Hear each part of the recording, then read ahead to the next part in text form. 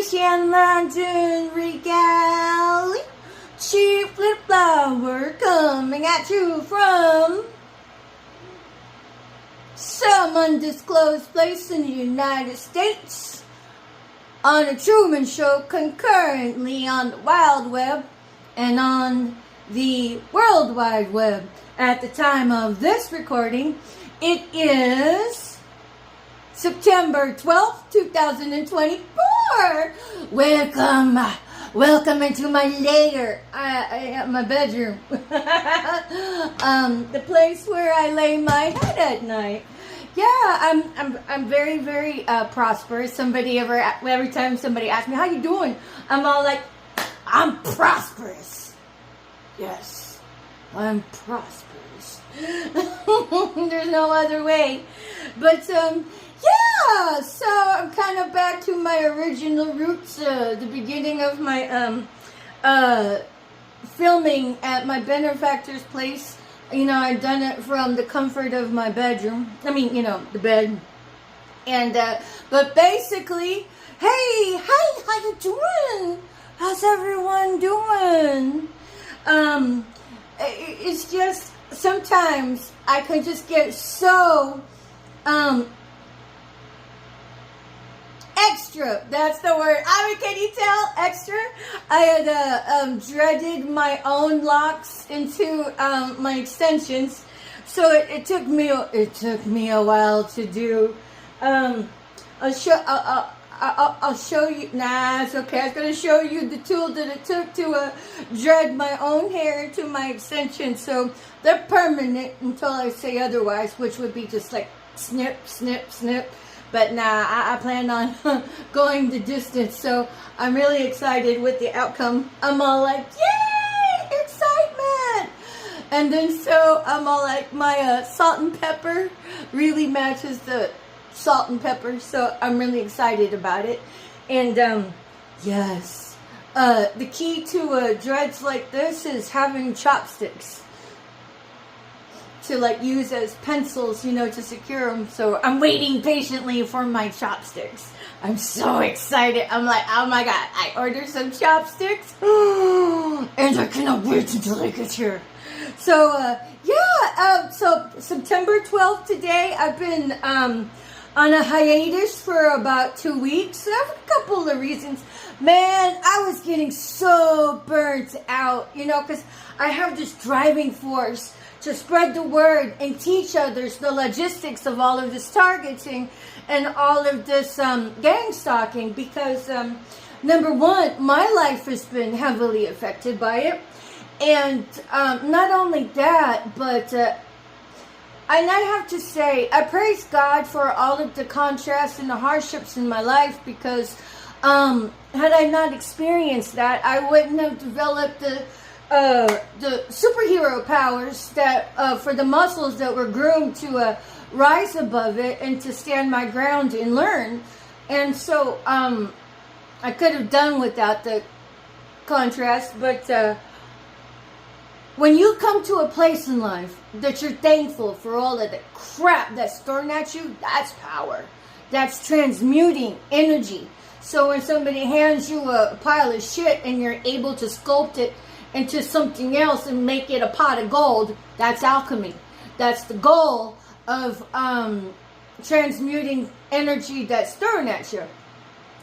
And so I was just getting so burnt out, y'all. I mean, I was so burnt out. And I just kept pushing myself and kept pushing myself and kept pushing myself and kept pushing myself.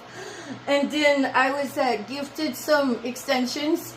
And I was so excited. So I'm all like, yeah, I took a hard, long break. And, you know, I mean, I'm a thinker. I'm always thinking about something, you know. And then so this fulfilled the creative need in me, because I love to be creative. Oh my god. And I'm just so excited that in all of this downtime and interim, the trichotillomania has come to a wonderful, manageable handling of it. If you don't know what trichotillomania is, it's like nail biting, except that unfortunately instead of nail biting, you end up pulling your hair. And then so it's like this. If you think about spicy foods, why do people eat spicy foods? If it like hurts,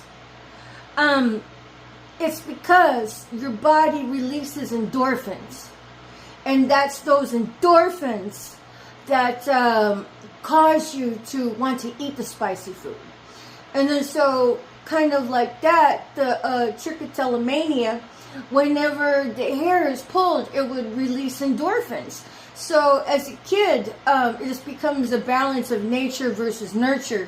I was raised by a very wonderful provider who is a raging, highly functional alcoholic, my father, and then my mother, who is a wonderful nurturer and happy enabler.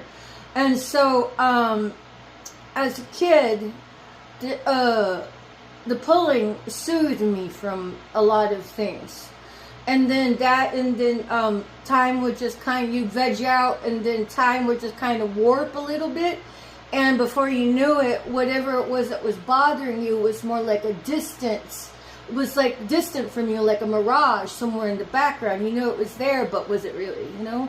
It's kind of what it was like. And then I go through spurts of my life to where it's kind of like this. If you don't know something is creating stress, your body will tell you. And that's what would happen to me. Is sometimes whenever I would relapse, it would just be at night, and I didn't know until like the morning, you know. And so I've come to accept it as a part of my life, but then also at the same time, the Most High used it as a shield to hide me in plain sight from others. Not only in plain sight from others, but also from myself, I guess. Because I say from myself because I am a reincarnate. I am Sekhmet, a daughter of Ra, and in the role that I've played with all of this gang stalking, whenever the Most High hides you from yourself, it's also to hide you from the enemy. And so I was able to fulfill my role, and people would think that all of the opposition would think that I was an easy target, and and then the hardships, the contrast, is what brought a lot of my giftings online. But honestly, we all are psychic. We all have giftings. But I willingly took on this role to help bring abolishment to gang stalking and to do my part in ushering the new earth. There's plenty of us, and a lot, and the Mystics and Seers on YouTube for one. Oh my God, y'all!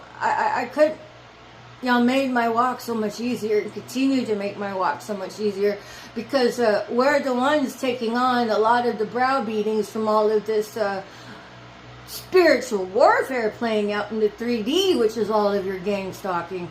Because the ones that's vying to be the new world order of the entire earth are the covens, people. So of course they're going to want to snuff out God's front line, which are genuine mystic and seers that genuinely use our giftings to serve the populace of humanity and to serve the light. So we're the ones that are often targeted. So, but yeah, I'm all like, the trichotillomania I learned a lot about, and for this past 10 months is about 90% of it's gone into remission. And so I'm like, consequently, I have a head full of hair again, which has been fun. So I was able to actually dread my own hair into my extensions. And so I'm really excited about it. I'm all like, yay. This is just a look for me that I really love. And whenever my truck was usurped out from underneath me, I had made my own hairpiece using other locks like this.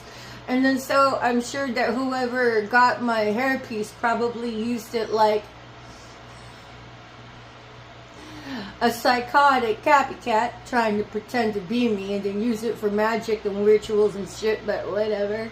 I'm protected. And so, but suffice enough to say, I feel so rejuvenated, you know, and while I was doing my locks, I had so much to think about.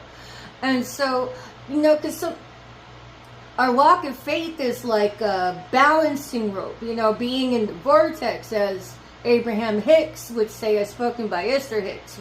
Infinite intelligence. Shout out to you, Abraham. I love you. And namaste, Miss Esther, if you ever see this. It's like a balancing act, you know, it's like a tight wire rope act. You know, while you're like in the vortex going across the rope, and then once in a while, you're going to have to readjust and recalibrate when you start to sway off of being in the vortex to being back on track. That's the analogy that Abraham Hicks uses. But for me, it's the same tight wire rope act with finding your chi, finding your heart of forgiveness in the middle of being under gun and under fire. Because like I've said, I'm still psyoped by those close to me. And so it's kind of like this. Number one, all of the psyop assignments, these are hate. This is hate. These are organized hate crimes. And then so you go get your little handler shakedown with what you're supposed to do to come sideways at your target. Bitch, that's a felony. Those are hate crimes. So just because you may think, well, I didn't do anything, bitch, you went to go get your goddamn psyop assignment. That's a felony. Those are hate crimes. So whatever. But while I'm sitting there thinking about that, in the meanwhile, the flip side of it is nice to your face, throw the rocks and hide the hands and backstab you behind your back. And all for flipping of the coin, you know, when they damn well know that it's meant to deteriorate you psychologically into catalyzing clinical depression to cause you to commit seppuku, suicide, you know. And so I'm all like, what? It's one of the most heinous and most diabolical, psychotic ways of having to dodge and weave. And so once in a while, I mean, it's that tight wire rope act where I'm all like doing my best to maintain my high vibratory frequency.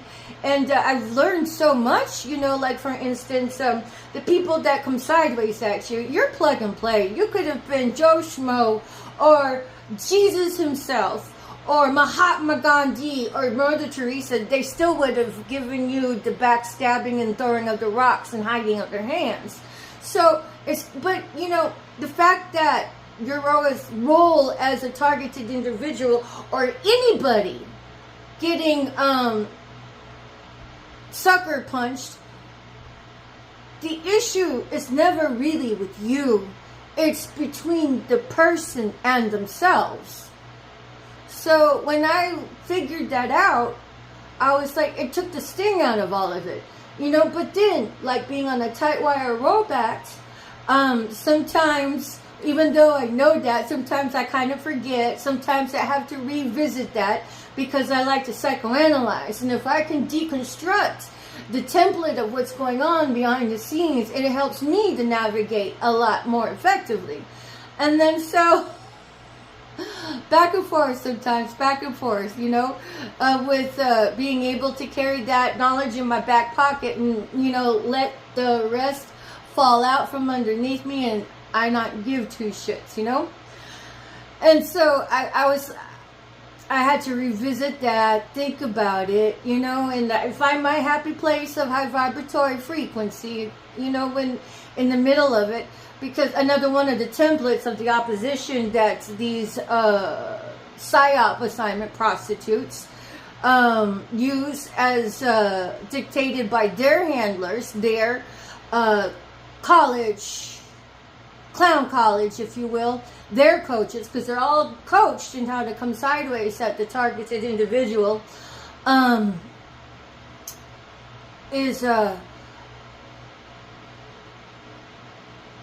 had to find my happy spot in being able to love them through it, be able to pray for them, but when I pray for somebody, it's never for them to be, to prosper in all of their wickedness. And I'm going to stop and say this right here about that. Not everybody's got to pray for their enemies. Everybody has a right not to pray for your enemies. So if you don't want to, no digs on you. My hat is off to you. So if you're the ops thinking that every chosen one is supposed to pray for you, sadly not. That's not how it works. We're all individuals.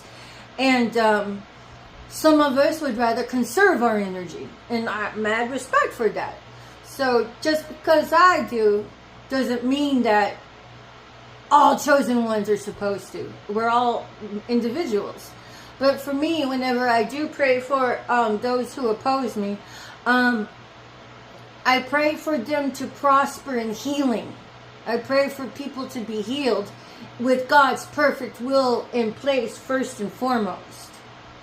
And then, just because I pray forgiveness on somebody, doesn't mean that you get out of your karma. In fact, I endorse the karma at full effect. Because if I can get 10,000 fold on that return to sender and karma, I'm about that.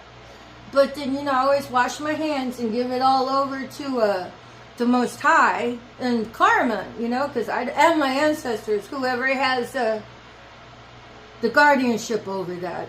So if karma said, hey, give them another chance, hey, give them another chance, hey, give them another chance, I'm about that. But without the karma, how is anybody, ever going to learn? So I am completely about endorsement of karma. But I had to revisit it myself, and think about that, because I like to get back into my root base. And so I took a much needed downtime, but I'm refortified.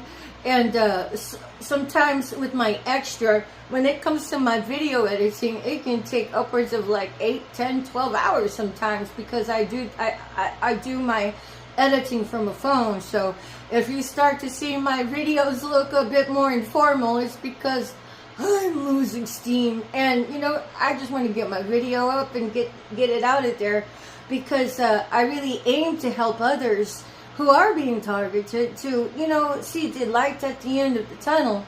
And I know there's so many more other, how can you say, notable speakers that have greater experience than me. And my hat is off to you all. But I just want to come in at the game right where I am and blossom and bloom and run my own race in my own lane.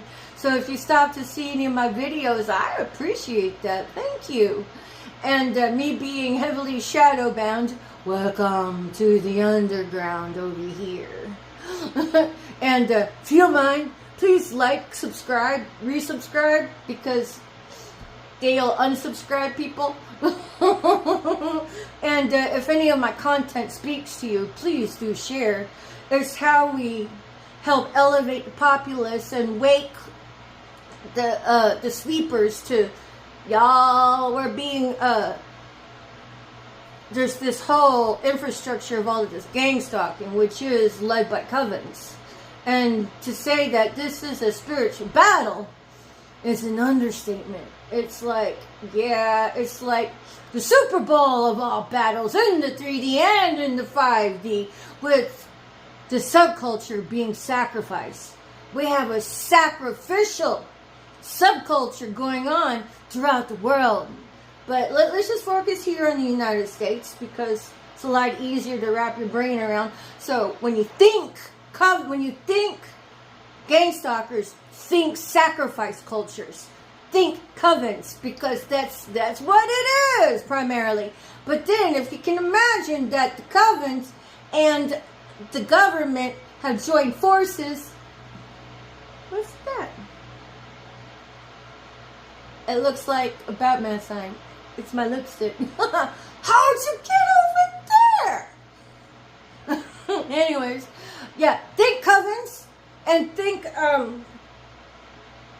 the treason section of the government. The treason section of our government are covens, honey. Wrap your brain around that one.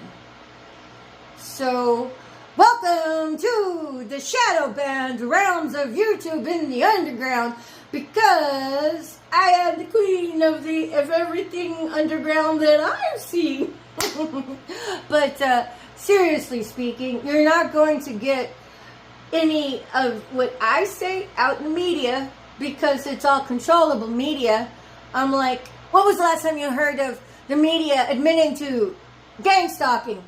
There you go, controllable media. But if you want to learn about gang stalking through the media, research Havana syndrome. Study that. That's gang stalking using directed energy weapons. And like I always suggest, please do visit targetedjustice.com and let your objective research data gathering spring load you from there. So, but at any rate, thank you for watching. And yeah, I'm back on board, baby. Just needed to do some self-care and think about things. So, thank you for watching, and of course to the witchy witches out there running your spell works. Another reason why I've taken off so long is that there's a lot going on in the ethers, and there's a lot going on right now in the 3D with regards to all of the opposition coming sideways at all of us targeted individuals. Y'all's ass is grass, man. And of course, with all you witchy witches, you do realize your death comes in threes, right?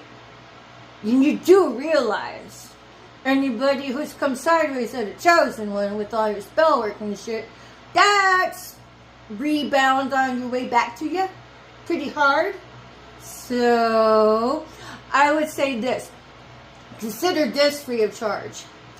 If you're feeling suicidal, it's because you're supposed to. This is targeting of the individual and gang stalking, where the main frame is survive or seppuku. Seppuku means suicide. So everything that you guys have slung at us, you will encounter suicidal ideation. That's part of it. So, but here's the deal, and consider this free of charge, that if you try to self-delete, you will survive that. And then you all are already in the grips of your living nightmare. You're going to make it worse, surviving anything as status post SI, suicidal ideation. So you would just mangle up your body, and then all of a sudden you're going to really wish you hadn't tried that. So don't try it. You can work through your karma. And if you guys haven't thought about it, now's a good time to hit reset. Tell the truth.